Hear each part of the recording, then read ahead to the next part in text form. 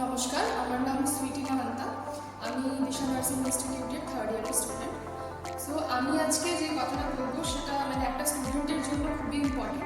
সেটা হচ্ছে প্রত্যেকটা স্টুডেন্ট একটা কলেজে এসে ক্রিটিসিজম ফেস করে, ম্যামেদের থেকে কিছু ক্রিটিসিজম ফেস করে।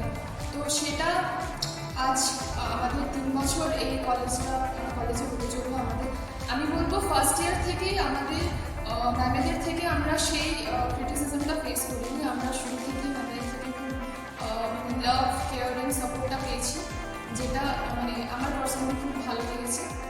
সো এটাই হচ্ছে স্টুডেন্টের জন্য একটা খুবই ইম্পর্ট্যান্ট জিনিস, যেটা তার মেন্টাল হেলথের জন্য খুব ভালো হয়। আমরা এখন বিষ্ণুপুর সুপার স্পেশালিটিতে ভর্তি করছি। এর আগেও আমরা সেকেন্ড ইয়ারে বাঁকুড়া সম্মেলনীতে ভর্তি করেছি।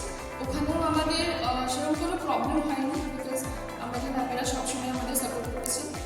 কিছু প্রবলেম থাকলেও ক্লাসের পর আমরা যদি কোনো ডাউট নিয়ে যাই, সেখানেও ম্যামেরা নিজেদের কাজ ছেড়ে আমাদের